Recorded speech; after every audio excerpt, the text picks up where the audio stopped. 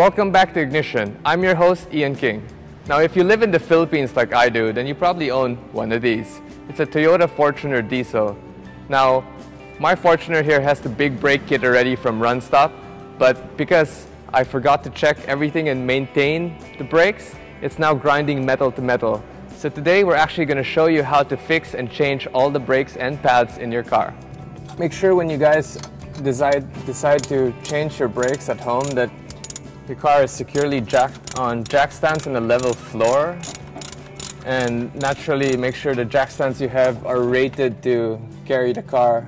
Obviously an SUV is heavier than a car, so you'd want to get a 3-ton jack in all 4 corners.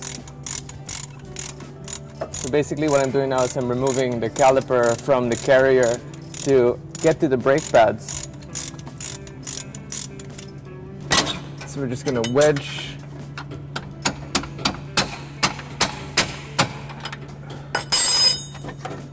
wow. Oh no. So over here we actually have a broken seal, which is brittle already. Okay, note. So you want to put the caliper in the back first and get access to the brake pads.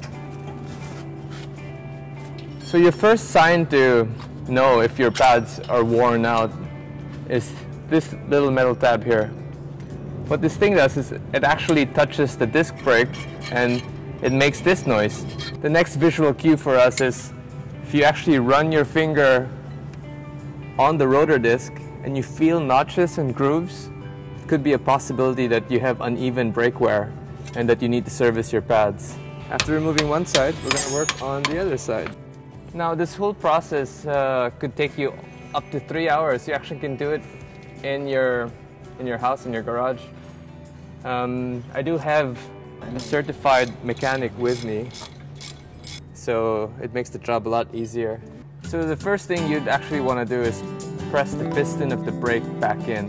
Naturally, the piston's out this much because the pads are so worn that it's just stuck out all the way. So we have a little makeshift brake pusher here, and you know what? We're going to wedge an old brake pad so it's much faster. So just take any old brake pad, put it in there, and then wedge that in and start pushing that piston back in. Now, as I said, this one's pretty far out, so we're going to be working on this quite a bit. Okay, that's done.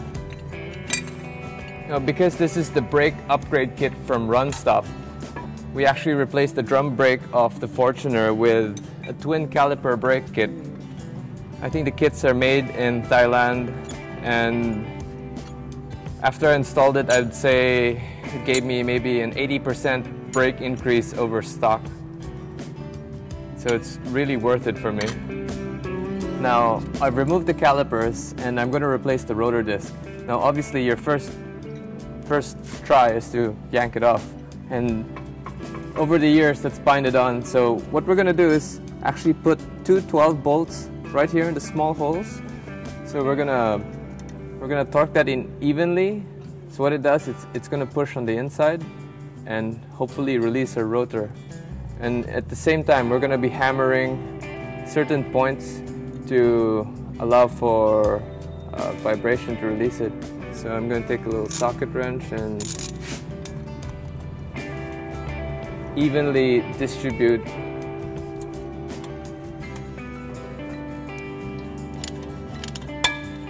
Yep, and we have some movement. And in between, they'll tap with the hammer.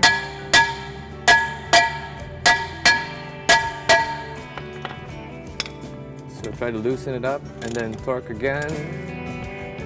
And there you go. Off with the brakes. So obviously, you just want to check if your brake shoe is still nice and thick. This is where the handbrake actually activates and it locks on the inner side of your brake. And ours is still nice and thick, so that's good. So as I said, these are the performance upgrades for the Fortuner. This is a cross-ventilated slotted rotor. And I think the rear disc size is 330 mm, and the front ones are 350. And it slides right in.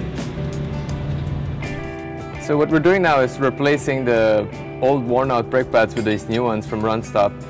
And we're making sure that the sensors clip in here to the slots. And after that, slide it on the rotor, align it with the mounting points. Get your caliper back and make sure it slides snug. There you go. Just bolt everything back on. So we're just gonna hand tighten all the bolts in.